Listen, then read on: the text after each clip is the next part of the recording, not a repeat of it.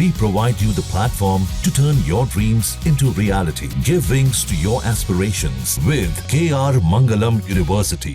नमस्कार, आपके साथ मैं हूं रंजना सिंह राठौर। आज की तारीख में जंग की दुनिया तेजी से बदलती जा रही है। हथियारों की फहरिस्त में विनाशकारी बम से लेकर फाइटर जेट्स तक कई किलिंग मशीनें शामिल हैं, लेकिन इसमें मिसाइलें वॉर चेंजर साबित हो रही हैं। दुश्मन के ऊपर मिसाइलों को दाग दीजिए और फिर अपनी जमीन से ही विध्वंस की तस्वीरें देखिए। ईरान और इजराइल वॉर के बाद मिसाइलों की ताकत ने पूरी दुनिया को हैरान कर दिया है। ईरान के मिसाइलों ने 12 दिनों की इस जंग का रुख मोड़ दिया। अब तो ऐसा दिख रहा है कि मानो मिसाइलों पर ही जंग का नतीजा टिक गया हो। दरअसल ईरान और इजराइल के वॉर ने न सिर्फ मिसाइलों की रेस तेज कर दी है, बल्कि दुनिया को तीसरे विश्व युद्ध की कगार पर भिलाकर खड़ा कर दिया है। आज की मिसाइल पावर घातक है जंग का फ्यूचर।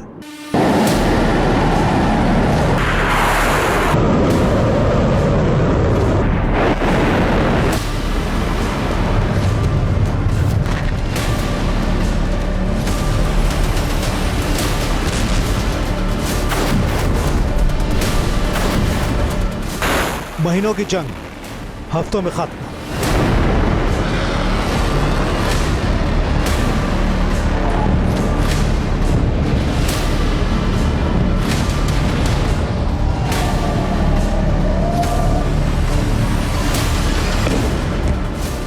हवा से हमला, जंग का नक्शा बदला।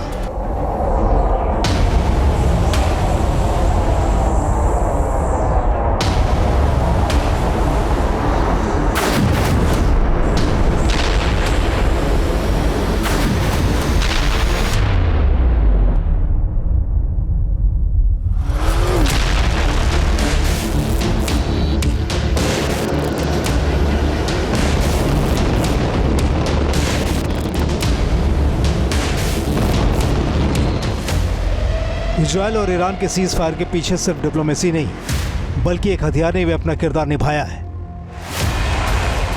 जंग 12 दिनों तक चली। इजरायली एयरफोर्स ने ईरान में तबाही की स्क्रिप्ट लिखनी शुरू की। ईरान के सैन्य ठिकाने मिट्टी में मिलने लगे। ईरानी मिलिट्री कमांडर और न्यूक्लियर साइंटिस्ट ठिकाने लगने लगे।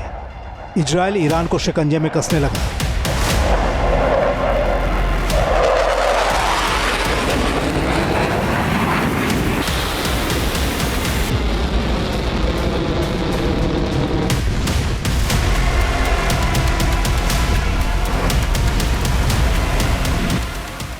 लेकिन जब ईरान ने पलटवार किया तो फिर बर्बादी के नए चैप्टर खोलने लगा। ईरान की मिसाइलों ने इजराइल को जंग में बढ़त लेने से रोक दिया।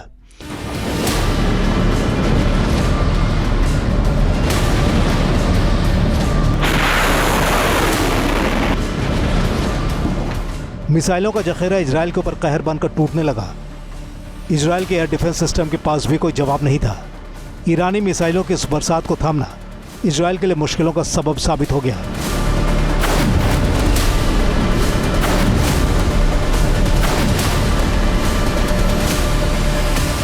इजराइल और ईरान के बीच जंग में जब हथियारों की गर्जना रुकी, तब इसमें विनर कोई और नहीं बल्कि मिसाइलें ही बनकर उभरी। मिसाइल अब वॉर चेंजर बन चुकी हैं।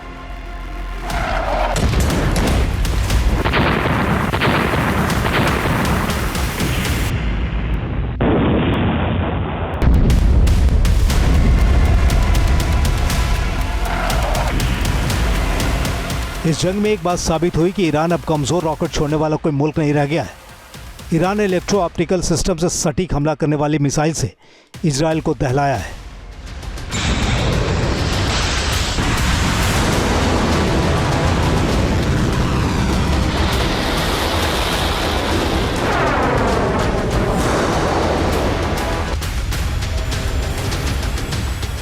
मिलिट्री एक्सपर्ट कह रहे हैं कि चीन को ऑप्टिक यानी हथियारों के निर्माण को लेकर नजरिया, रूस की जंगी रणनीति और तकनीक की मदद से ईरान के मिसाइल निर्माण ने जंग की दिशा बदल दी है।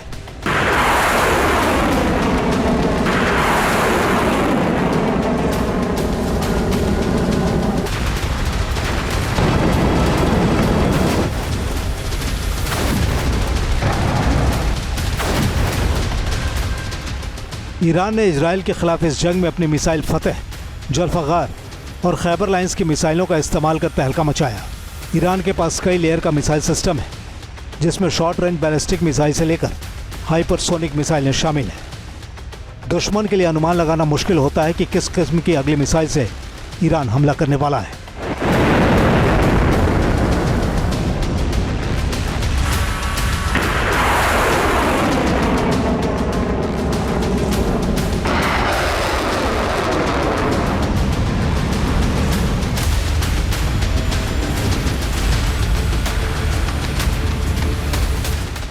ईरान की मिसाइलें भले ही एटमी वॉरहेड कैरी नहीं करती हों, लेकिन इनकी न्यूक्लियर जैसी धमक से किसी को इनकार नहीं है।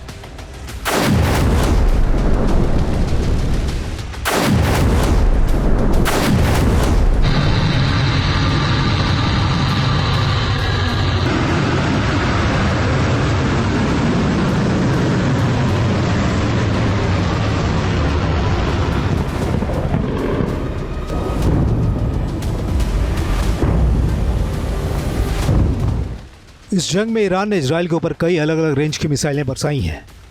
मसलन खुर्रम शहर खैबर, जिसकी रेंज 2000 किलोमीटर है और इसे रणनीतिक हमले के माकूल माना जाता है। ईरान ने हाइपरसोनिक फतेह 2 मिसाइल लॉन्च करके अमेरिका और इजराइल दोनों को चौंका दिया था। फतेह 2 एडवांस्ड हाइपरसोनिक मिसाइल है जिसकी रेंज 1400 किलोमीटर है। ये मिसाइल एयर डिफेंस सिस्टम को आसानी से चकमा देने में कामयाब हो जाती है। ईरान ने खैबर शिकन मिसाइल का मुंह भी इजराइल की ओर किया था। इस मिसाइल की रेंज 1500 किलोमीटर है और ये मिसाइल 600 किलोग्राम वॉरहेड को लेकर उड़ान भर सकती है। ईरान ने इजराइल के खिलाफ एक रहस्यमयी मिसाइल से भी हमला किया था जिसे हज कासिम नाम से जाना जाता है। ये मिसाइल 1200 किलोमीटर की दूरी तक हमला कर सकती है। इलेक्ट्रो ऑप्टिकल गाइडेंस से लैस हज कासिम 11 मैक की स्पीड से हमला करती है। जुल्फ़कार मिसाइल भी ईरान के लिए क्राउन ज्वेल की तरह है। इस मिसाइल की रेंज 1000 किलोमीटर है और ये मिलिट्री जहाज़ों को टारगेट करने में सक्षम है। ईरान की सोमर मिसाइल की रेंज 2500 किलोमीटर है। यह मिसाइल किसी भी एयर डिफेंस सिस्टम को चकमा दे सकती है। इसके ज़रिए ईरान दूर तक टारगेट को भेज सकता है।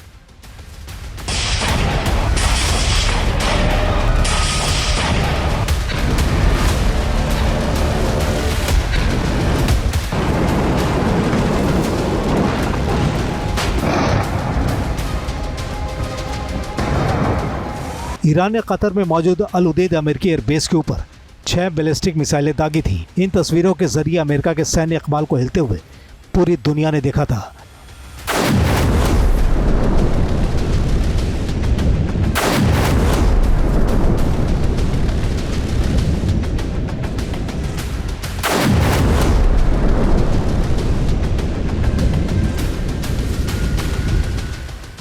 ईरान का ये काउंटर पंच उसके 3 न्यूक्लियर साइट फोर्डो, नतांज और इस्फहान पर हुए हमलों का नतीजा था।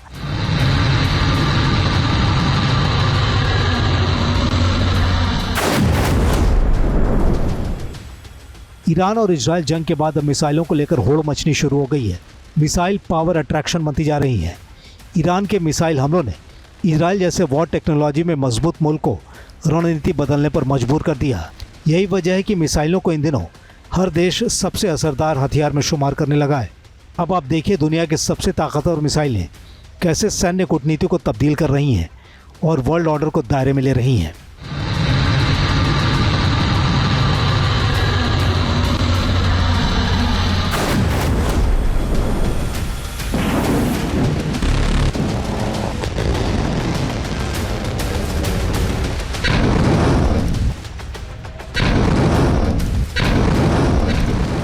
दुनिया की सबसे ताकतवर मिसाइल जो मानी जाती है उसमें रूस के पास जो मिसाइल है उसके साथ हम शुरुआत करेंगे। आप देखिए RS-28 सरमद जो सबसे विनाशकारी मानी जाती है, इसकी रेंज 18,000 किलोमीटर है। तो वहीं ICBM का बड़ा जखीरा है और साथ ही एटमी वॉरहेड से पूरी तरीके से लैस है। अगला देश आगे बढ़ेंगे और बात अब अमेरिका की। मिनटमैन 3 मिसाइल बेहद घातक खतरनाक ICBM, इसमें रेंज 14,000 किलोमीटर की इसकी है जो इसे और भी ज्यादा ताकतवर बनाती है। चीन की बात करें तो DF-41 मिसाइल जिसकी रेंज 15,000 किलोमीटर है।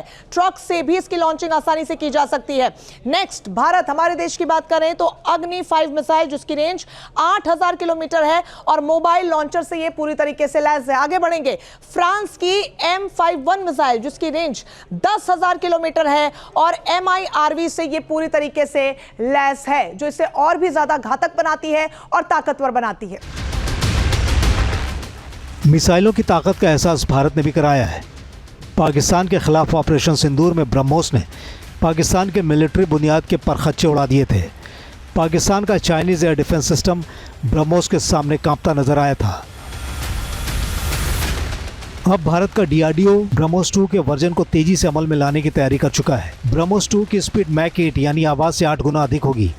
ये एक हाइपरसोनिक मिसाइल होगी और इसकी किलिंग रेंज 1500 किलोमीटर तक होगी। ब्रह्मोस 2 का डिजाइन रूस की जिरकॉन मिसाइल से प्रभावित होगी।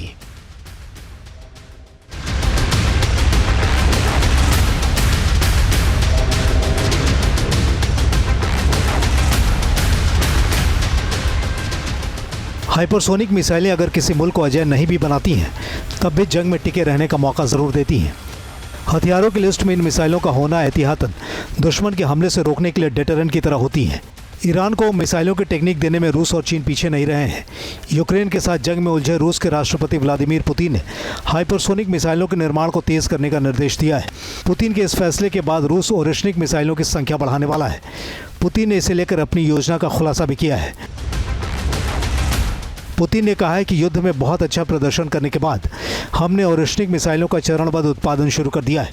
नई ओरेशनिक मध्यम दूरी की मिसाइल प्रणाली का निर्माण शुरू हो चुका है।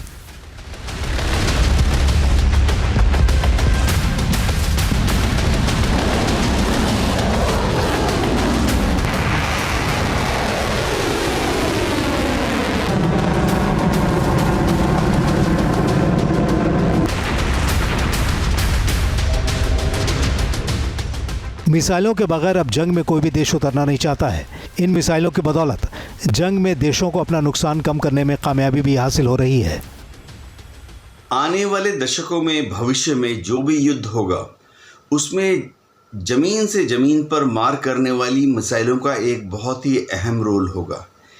हमने देखा किस तरह से ईरान ने अपनी लॉन्ग रेंज बैलिस्टिक मिसाइल्स का इस्तेमाल करते हुए इज़राइल को 12 दिन के युद्ध में बैलेंस में रखा और कड़ी शिकस्त भी दी। इसी तरह से भारत और पाकिस्तान के बीच में ऑपरेशन सिंदूर के दौरान भारत ने लॉन्ग रेंज मिसाइल्स और ब्रह्मोस जैसे क्रूज़ मिसाइल्स का इस्तेमाल करके पाकिस्तान की फ़ौज को बैकफुट पर रखा।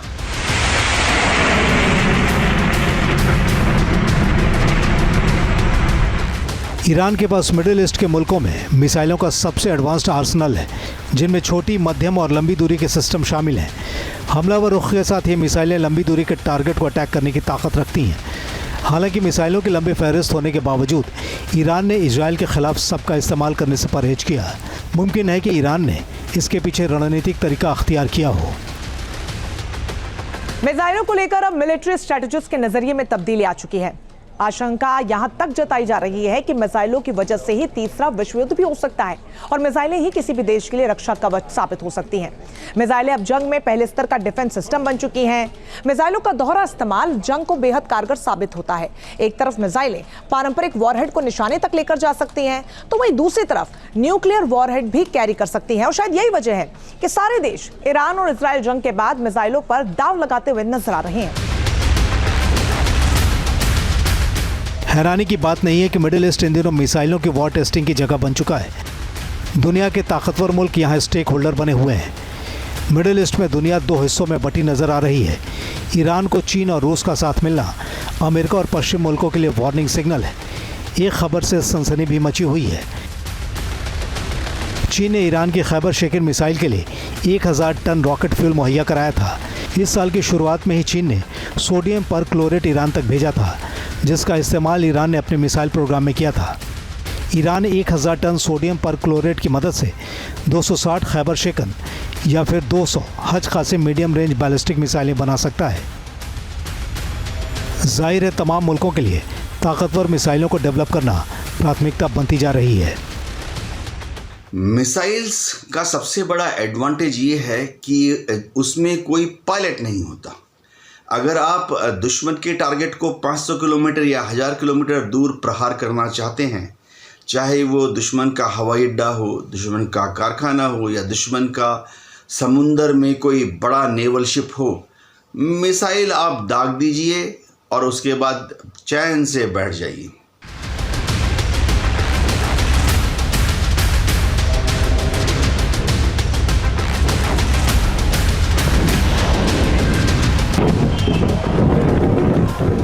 मिसाइलें जंग का भविष्य तय कर रही हैं, या फिर यूँ कहें कि इन मिसाइलों से किसी भी मुल्क का भविष्य तय हो रहा है।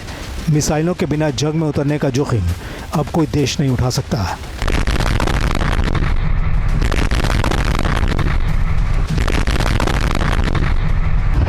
Team news nation.